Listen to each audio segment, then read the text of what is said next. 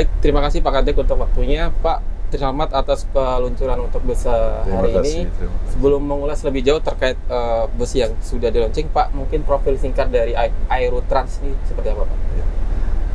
Seperti Anda ketahui bahwa Aerotrans itu adalah perusahaan transportasi darat yang merupakan bagian dari Garuda Indonesia Group.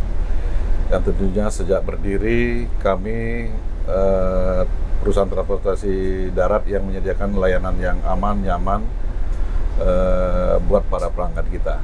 Jadi segmen kita juga korporasi, kemudian kementerian dan lain-lain yang sejauh ini masih percaya dengan layanan yang kami berikan. Oke, terkait peremajaan 5 bus yang baru di-launching, Pak, mungkin bisa jelaskan kembali, Pak, soal spesifikasinya, fitur, dan fasilitas di dalam busnya. Yang jelas untuk berkompetisi kita tentunya mengikuti apa yang menjadi permintaan dari pasar. Jadi kita menggunakan teknologi yang canggih saat ini, tentunya dengan bekerja sama dengan menunjuk karoseri yang tentunya terpercaya, sehingga kita bisa menghadirkan layanan bus dengan dukungan teknologi yang canggih seperti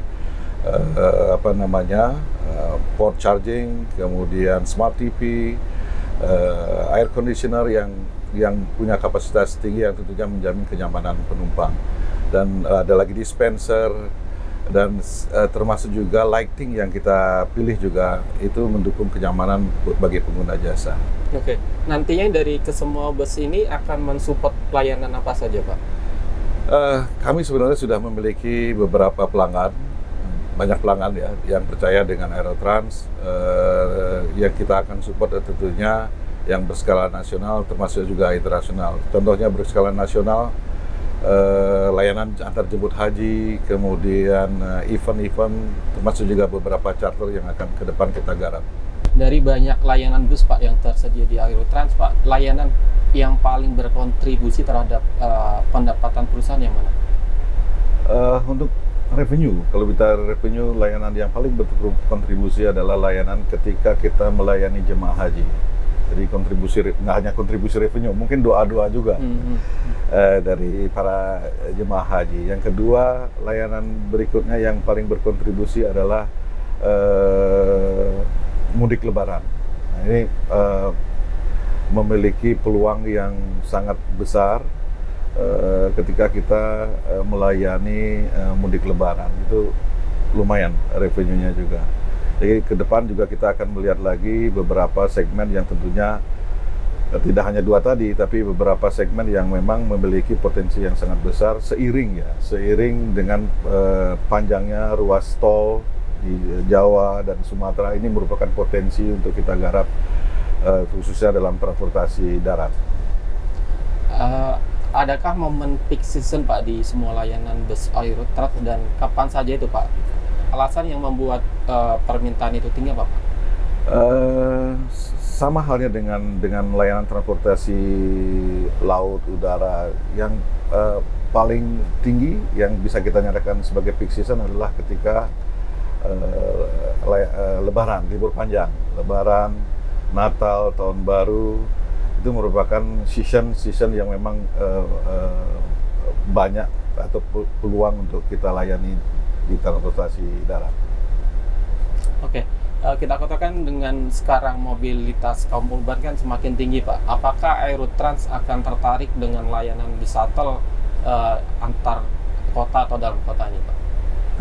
Tentu ya, kaum urban ini merupakan salah satu segmen pasar juga yang berpotensi yang harus kita garap. Kita akan melihat menyesuaikan dengan keinginan kaum urban. Let's say kalau shuttle dan seterusnya, baik dalam kota, luar kota, tentunya ini akan kita garap.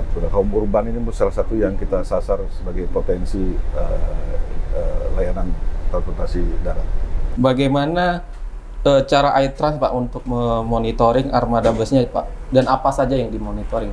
Oke, seperti yang saya sampaikan sebelumnya, bahwa bus kita didukung oleh teknologi yang lumayan canggih. Jadi dalam memonitor bus ini kita juga sudah menginstall GPS dan tentunya melalui telematic system yang dapat memonitor pergerakan bus, termasuk juga perilaku pengemudi, termasuk konsumsi bahan bakar, dan seterusnya yang bisa kita jadikan bahan evaluasi atau terus bisa memastikan bahwa layanan bus kita nyaman dan tetap mengedepankan keselamatan layanan penumpang. Bagaimana dengan kompetensi pengemudi dan standar keselamatan busnya, Pak? Oke, untuk proses seleksi pengemudi kita lakukan secara ketat. Setelah kita mendapatkan calon pengemudi, kita berikan training. Yang paling utama adalah salah satu training itu adalah defensive driving. Melalui proses itu si kru juga, pengemudi juga akan dapat melakukan tindakan dalam kondisi darurat. Jadi training itu wajib dan secara berkala kita lakukan, termasuk juga pemeriksaan kesehatan sebelum bekerja itu rutin kita lakukan terhadap pengemudi. Oke, terakhir Pak Kadek, rencana dan target Aerotrans ke depan untuk layanan busnya seperti apa, Pak? Target dan rencana kita ke depan tentunya kita mengikuti perkembangan kompetisi di layanan transportasi darat. Kita seiring dengan kompetensi yang ada, tentunya kita akan menghadirkan program-program, fitur-fitur, termasuk memperluas jaringan, termasuk yang paling penting adalah kemudahan para pelanggan dalam melakukan reservasi atau permintaan bus, sehingga accessible dan friendly use bagi para customer kita.